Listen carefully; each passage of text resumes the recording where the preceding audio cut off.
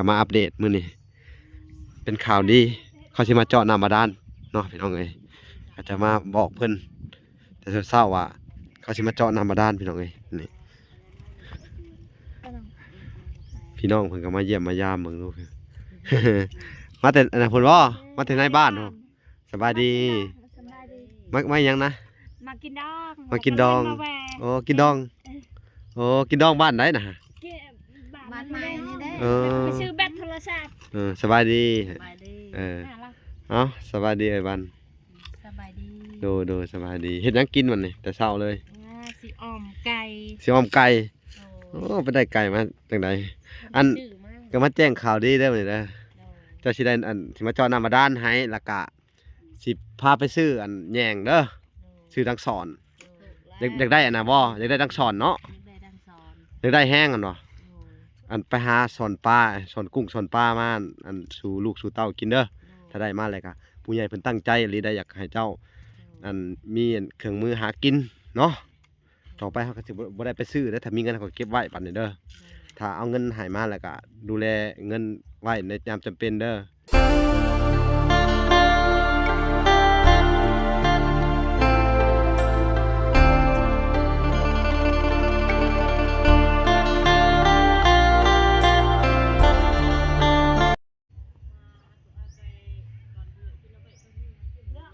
โอเคเนาะทุกคนกับสบายดีพ่อแม่พี่น้องเบิดสุขุสู่คนเนาะกันยินดีเข้าสู่อยู่ช่อง YouTube เบาหลาสายบุญคุณธรรมคือเก่าเส้นเก่าเส้นเคยเนาะทุกคนเนาะทักทายสบายดี FC ทางฝั่งไทยและ FC ทางฝั่งลาวและ FC ทางต่างประเทศนำเด้อพี่น้องเอ้ยเนาะสบายดีพ่อแม่ที่อยู่ทางเมืองนอกเมืองนาพี่น้องเอ้ยเนาะมื้อนี้ก็พบกับเบาหลาเนาะเช่นเคยพี่น้องเอ้ยก็อยู่ในบ้านอาเบยเนาะแล้วก็บ้านไอ้แก้วพี่น้องเอ้ยก็มาอัปเดตมื้อนี้เป็นข่าวดีเขาสิมาเจาะน้ำบาดาลเนาะพี่น้องเอ้ยก็จะมาบอกเพิ่นแต่เช้าๆว่าเขาสิมาเจาะน้ำบาดาลพี่น้องเอ้ยนี่พี่น้องเพิ่นก็มาเยี่ยมมายามเบิ่งดูมาแต่อันนั้นเพิ่นบ่มาแต่ในบ้านเนาะสบายดีมาหยังนะมากินดอง มากินดองโอ้กินดองโอ้กินดองบ้านไหนน่ะบ้านใหม่นี่เด้ไปซื้อแบตโทรศัพท์สบายดีสบายดีเอ้าสบายดีไอ้บันสบายดีดูสบายดีเฮ็ดหยังกินวันนี้แต่เช้าเลยสิอ้อมไก่สิอ้อมไก่โอ้ไปได้ไก่มาจังไดอันก็มาแจ้งข่าวดีเด้อมื้อนี้เด้อเจ้าสิได้อันสิมาเจาะน้ำบาดาลให้แล้วก็สิพาไปซื้ออันแยงเด้อซื้อดังสอนอยากได้อันน่ะบ่อยากได้ดังสอนเนาะอยากได้แห้งอันบ่อันไปหาสอนปลาสอนกุ้งสอนปลามาอันสู่ลูกสู่เต้ากินเด้อถ้าได้มาแล้วก็ผู้ใหญ่เพิ่นตั้งใจหรือได้อยากให้เจ้าอันมีเครื่องมือหากินเนาะต่อไปเขาก็สิบ่ได้ไปซื้อแล้วถ้ามีเงินเขาก็เก็บไว้บัดนี้เด้อถ้าเอาเงินให้มาแล้วก็ดูแลเงินไว้ในยามจำเป็นเด้อประเภทแบบว่ายันว่าบางเทื่อเฮาก็สิบ่ได้ช่วยเจ้าได้ตลอดเด้เพราะว่าถ้ามีเงินก็เก็บไว้ปุ๊บเนาะเก็บไว้กับเพื่อรักษาลูกเต้าเนาะส่วนหนึ่งก็เอาไว้ซื้อข้าวกินเนาะแล้วก็คืออุปกรณ์ก็อันน่าจะเป็นอันนี้แหละเด้ออันหยังนักสอนบ่จะได้นักสอนอยากได้แห้งเนาะ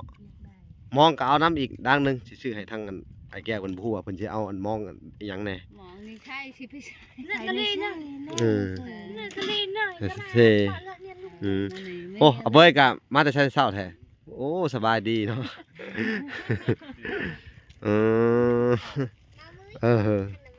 เอาเบยอันสิไปใส่บ่มองให้ซื้อให้ทางไอ้แก้วไปใส่ในไอ้แก้วพอได้กินไปกับไปอันบ่เพิ่นมีหมู่ไปเพิ่นมีหมู่ไปอันอยากใส่จะบ่มองหายังบ่ได้สุกเลยไก่ ปิ้งเอาไหมถ้าว่าสิซื้อมองให้ทางไอ้แก้วกับเวลากันก็ไปใส่น้ำกันเด้อพอได้อยู่ได้กินน้ำกันเนาะเอาพี่น้องเอ้ยก็ให้ซื้อเพิ่นแล้วก็เพิ่นก็อาจหมู่ก็อาจสิส่วนนั้นเบ้ยแหละไปน้ำกันพอได้เป็นหมู่เป็นคู่เนาะพี่น้องนี่พี่น้องผู้ชมตะโบนตะบุญน้ำต่างๆเนี่ยต้องขึ้นไปดังไปเจ้าละโมว่าดิไปยังมีไก่กี้ไปอันเดจะว่าอย่างกันพี่น้องเลย โอ้ยเช้าเลยกันว่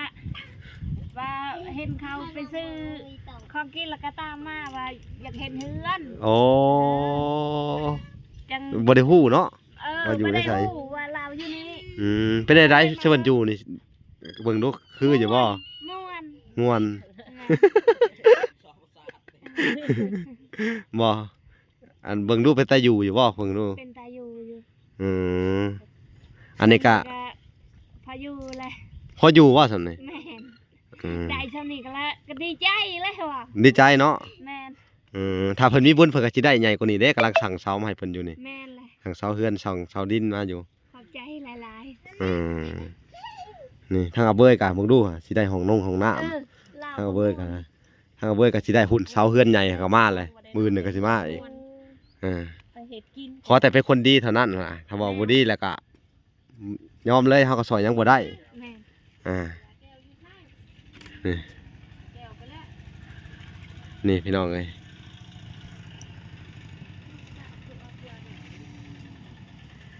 แม่พ่อบ รรยากาศยามเช้าๆทางอันบ้านเพิ่นก็ตักต้มไปจังเดี๋ยวเบิ่งก่อนพี่น้องเอ้ย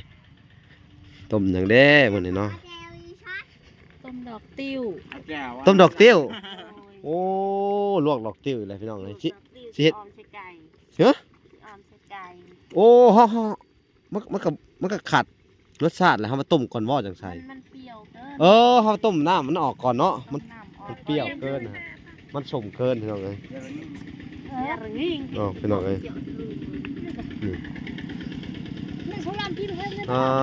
คักพี่น้องเอ้ยเพิ่นคือว่านี่แหละพี่น้องเอ้ยเพิ่นสิออมไก่นี่โอ้แล้วสิเอาต้มเย็นน้ำมันออกก่อนเนาะถ้าว่าเฮาใส่หลายโพดมันก็สิสมเกินบัดนี้อันนี้เฮาสามารถใส่หลายได้เพราะเฮาต้มน้ำส้มมันออกแล้วเนาะ โดย โอ้ว่ะคักเว้ยวิธีเฮ็ดกิน อันนี้ก็ กินได้ บ่เคยกินนะ โด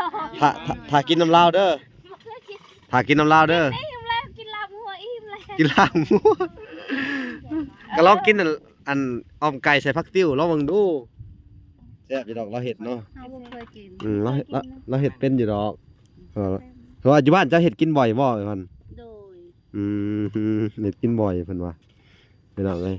ต่อไปนี่ก็สิให้ทางอันน่ะพุ่นแหละผัวเพิ่นแหละหาอยู่หากินพี่น้องเอ้ยสิไปหา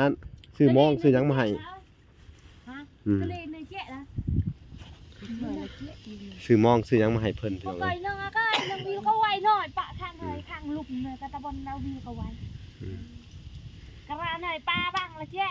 นี่บ่ให้ลูกอยู่ อ๋อเพิ่น ว่าน่ะ เพิ่นว่าทางลุ่มเนี่ยมีป่าหน่อไม้หลายแม่นนะเออมีป่าหน่อไม้ได้เพิ่นว่าทางลุ่มนี่ เซ่เด้ มีเซเนาะ มีเซ่ เซมีทางอากาศนี่เนาะ บ้านกองลี่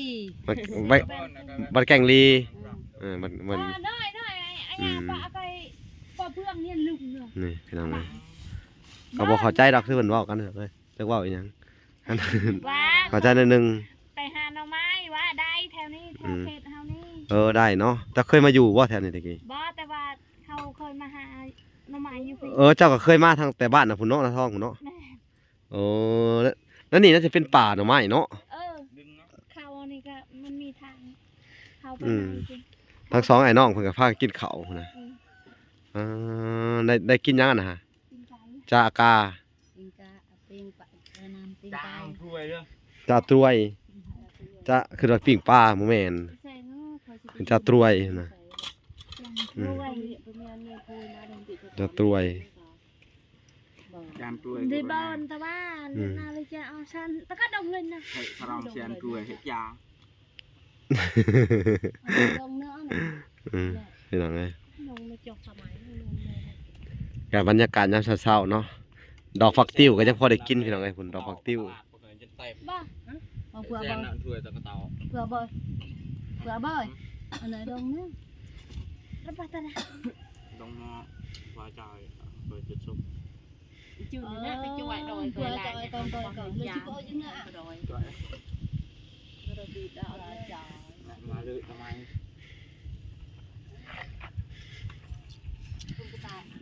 ดอกกระต่อยังดีนึกจะไหว บรรยากาศพี่น้องเอ้ยยามเช้าๆกับเบิ่งสิเพิ่นเฮ็ดอยู่เฮ็ดกินพี่น้องเอ้ย บ้าบ้าเชื่อจริงอย่าไปไปตายเงินนั่นเงิน หลักหลักเอไปเบิ่งก่อน พรมดินมันไปอยู่นี่จะไปอยู่ไหนเพราะว่าสิปลูกผักเลี้ยงไก่เลี้ยงกาก็ได้เจ้าของบ้านเพิ่นบอกปลูกผักกับปลูกได้เด้อเพิ่นว่าเพิ่นบ่ให้เพิ่นปลูกโลดเลยว่าสิเฮ็ดของไก่เสียคอกไก่เนาะให้สิซื้อไก่มาให้มันนี่ ยินทาง แม่เปิด บ้าน จุ สัญญาเพิ่นว่า เสียไก่มาให้ เนาะ โอ้ดีดีเปิดกึกไรเอ้ย เป็ดเลี้ยงน้องซะนี่ก็ได้ต้นนี่ก็ดีอยู่พี่น้องเอ้ยเพราะว่าพื้นที่นี่มันยังกว้างอยู่เพราะปล่อยไก่ไปแถวนี้ก็ได้อยู่ดอกหากินเนาะมันก็บ่แม่นมันก็บ่มีทงนาแล้วมันก็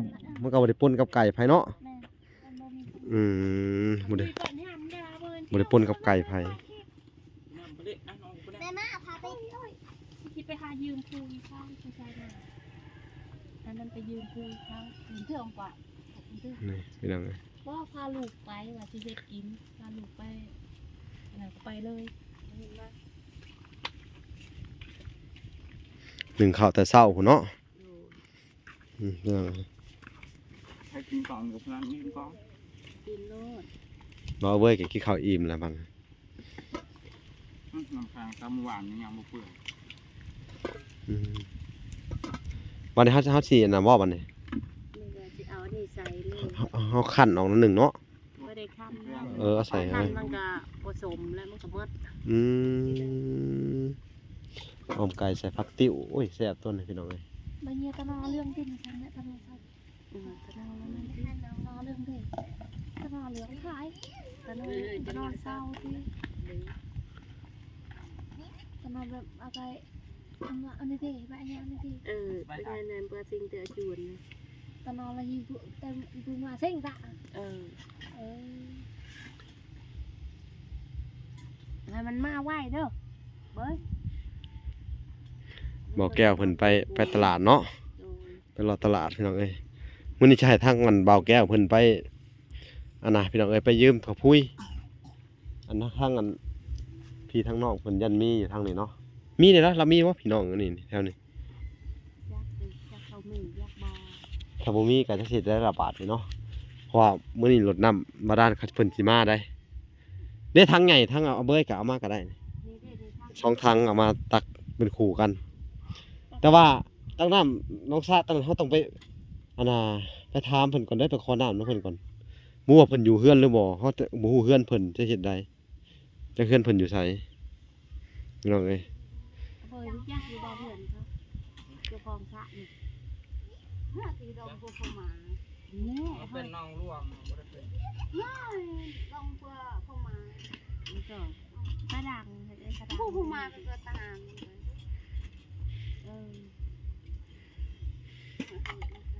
ี่ว่าที่คือ เพิ่นก็จะเฮ็ดกินพี่น้องเอ้ย บ้านเนี่ยเรื่องเนี้ยนะใกล้ๆก็แล้วเรื่องให้อลอกได้อยู่กี่ลิเจอร์เนาะที่จะตะมีเดินทางกระทอ ไม่จัง อันนี้เพิ่นคักอยู่ซานบ่อนไม้ถ้วยไว้บวงเพิ่นเนาะคักอยู่พี่น้องเอ้ยมีครบเบิดน้ำปูน้ำปลาพี่น้องเอ้ยโอ้คักน้ำปลาแดกปรุงอันให้ดังไปแวะ ถ้วยบวงเพิ่นก็หลายได้พี่น้องเอ้ย เอาวันนั้น จนให้ตะมอนหอนหน่อย มากาปุริยะบ้านนั่นพี่อะไรคงโซ่ให้ ที่ตลาดเปาะอยู่อ่ะนางเชียงเนินตอนนี้ใหญ่เปาะตาให้ไงเปาะปอมเตียไปเกี่ยวเลย ปุริยะกี่บ้านน้องพี่ชนะ เบิ่งทางเอ้ยบ้านเพิ่นแกล้งพี่น้องเอ้ย สบาย ยังบ่ทันพดอยู่ สบายปอบเลยตะบนเชือดากระดังตะไปในกวาดตีดา ซื้อห้องกันไหนซื้อเยอะ ก็ให้ ก็จื้อ เราให้เวียงใครเราโยจือ และอะไรวะเนี่ยปะเยอะ อันน่ะมาแลอันเฮ็ดอันน่ะเด้อวันจะให้แกมาตอกหัวนี่เอาไว้ตอกไข่บ่ให้เขาขามมาในนี่สิล็อกไว้ซะบัดนี้เพราะว่ามีผู้ใหญ่เพิ่นแนะนำมาว่าให้ล็อกหัวตัวนี้บ่ให้ขามไปหากันให้ย่างอ้อมไปผู้เพราะว่ามันสิอันน่ะบางเทื่อเขาสิขามเขาสิเฮ็ดบันไดขามมาให้บ่ให้เหยียบหัวลง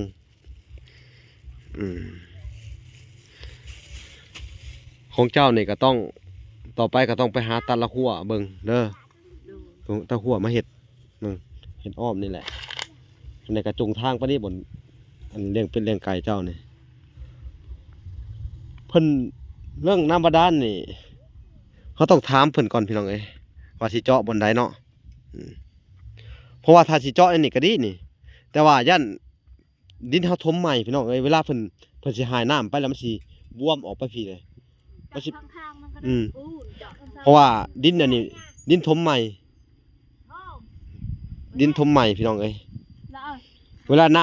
ำมันเปลืองน้ำบัดนี่เนาะ คันไม่เจาะ แล้วเฮาสิถามเพิ่นใหม่อีกทีว่าสิเจาะบ่ได้บนใดถ้าเจาะโน่นได้ตัวนั้นแห่งดีถ้าเจาะได้อันน่ะลักแดนฮอดไสบ่วันน่ะเบิ่งดูตัวนั้นมันบ่ลักตัวนั้นบ่ขึ้นไปพุ่นแมันบ่เอาไปเบิ่ง เจาะนะฮะ อืม ใช่นะ ใช่ อันนี้เจาะในอันนั้น ถ้าเนี่ยมันเป็นดินเขาถมใหม่มันบวมเวลาเอาน้ำลงไปมันสิเปลืองน้ำมันใช้น้ำมหาศาลเลยพี่น้องเอ้ย เจาะมึงนี่ก็ได้เนาะมันแข็งนี่ บ่มันแข็งเนี่ยน่าจะได้แถวนี้ ทางรถทางรถยกบ่ได้ทางรถ นี่มันคือยันมัน เจาะวางเจาะ แต่ก็เบิ่งก่อนเพราะว่าสิเจาะบางไงดีเนาะ เนี่ยเจาะ สิถามเขาว่ามันเจาะได้บ่อยู่พุ่นในใจก็อยากเจาะอยู่ท้ายพุ่นแหละ วันหน่อยก็ให้ดอกเจียว เออ ตะตัง อยาก ดังจือกี้ อยากเจาะอยู่ท้ายพุ่นแหละพี่น้องเอ้ย ได้สบายครับ เจาะต้องเอาไปก็เจาะนะฮะแหละดึงไว้กันแล้วเดี๋ยวให้ตะบันทมกะพอดีมันไล่อันนั้นเขา อ๋อให้เจาะนี่เนาะสิปลูกผักอ่ะไปนี่ก็ได้เนาะคนมันนี่มันเป็นเดินเจ้าเลยเนาะตัวนี้เนาะ มันเป็นเดินเลยข้าวไม้มันน้ำมันไล่ลงทุน ไหลลงไปคุณ โดยน่าจะเจาะอยู่นี่แหละพี่น้องเอ้ยนี่ประมาณนี้แถวนี้แหละ ขับปลูกหญ้าก็จะอันเชิญเชยในรูปเบียบ นี่เนาะแม่น ไปเจาะทางนี้ที่ ข้างนั้นก็ยันที่ดินยามฝนตก มันสิเจือนมันสิแสะเพราะว่ามันเป็นดินที่เขาถมใหม่มันบวมพี่น้องเอ้ยด้านหลังบ้านเขาจะเอาข้างๆนี่ก็ได้เนาะ สบาย ก็ถือว่าบ่เป็นหยังทั้งเบาแก้วทั้งอันเบาเบ้ยก็มาพี่น้องเ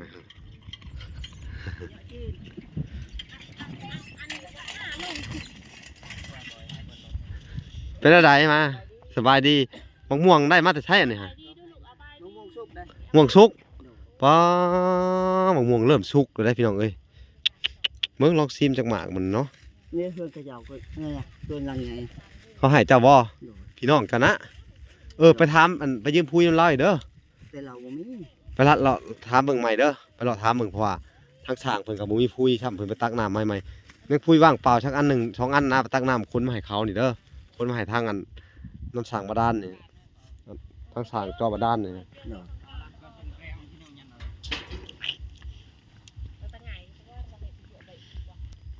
ก็คือนี่มื้อนี้ก็สิมอบอันภารกิจให้เด้อตักน้ำมาให้สร้างมาให้สร้างเจาะน้ำบาดาลเนาะ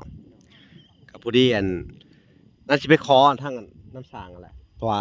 รถหาเฮาไปเช่าเขาแล้ว เขาจะเป็นคนขับให้เองรถไถฮะเพราะว่าเขาก็จะได้จ้างทั้งรถน้ำแน่นะพี่น้องเลยเนาะพี่น้องกับโบเป็นหยังพี่น้องเลยทางเวลาก็จะให้ค่ารถเปิ้นเนาะก็มีแต่ว่าให้เจ้าอันซอยเขาตักน้ำเนาะได้อยู่แล้วว่า ได้ ได้เนาะเจ้าบาดาลเจ้ามักเจาะบนไหนเอาในความคิดของเจ้า มากกว่า ใช่แถวนี้เนาะนี่เขาว่าอยากให้เจาะวันนี้มันสินอกมันสิใกล้ทางนาโพดนี่ แถวนี้ก็ได้นะสูตรบายันไกลทางเขาด้านหน้า ว่าอาดินเฮาฮอดไสนี่รักมันมาถามดูเฮาอยากเบิ่งก่อน รถเกียบแล้วเราว่าใหม่เขาปักไว้ วัดเอาใหม่ก็ได้แล้ว วัดเท่าไหร่นี่ฮะโมเมนต์ 15 โมเมนต์บ่นี่โมเมนต์บ่ ตั้นกับใหม่ไอ้เบยน่ะมา จะไปวัดมาดูโมเมนต์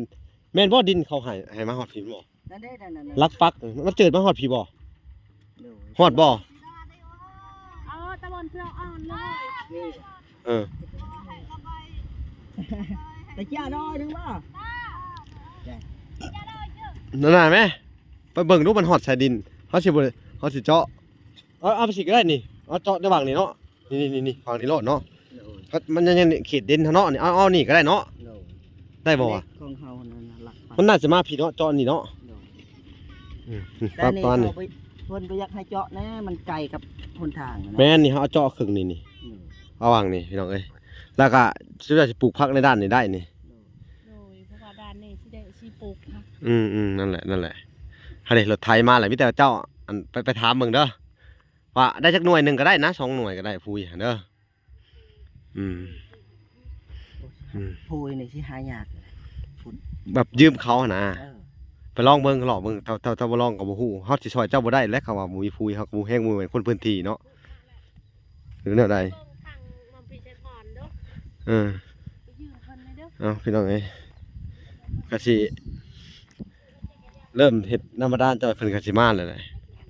เจ้าไปเลาะเบิ่งก่อนเด้ออืมขอแต่ทั้งกับพุ้ยหนึงก็ได้นี่มาร่วมกับทั้งเจ้ากับทั้งอาเบ้ยหั่นได้อยู่ดอกอืมแต่ว่ารักมันเป็นแบบซั่นพี่น้องเอ้ยไม่ได้เจอคือไปสิแหละรักนี่เนาะ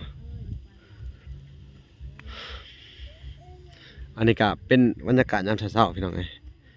ทางครอบครัวอันไอ้แก้วเพิ่นก็สิกินอยู่ไก่กับหัวพดหรือยัง ย่าน่ะ โอ้ไก่พดเลยนี่ เหยียบเลยบ่วันนี้ ไปหลอกบังกันเด้อ เอาแล้ว โชว์ยานน่ะนี่ เข้านี่บ่เว้ยเฮือนเจ้าบ่ม่วนบ่นอน เข่งก้อนนี่ให้เขาไปเข่งโชว์ก่อนเด้อเวลาน่ะเข่งโชว์มันยานจะไปน่ะเข่งน้ำแน่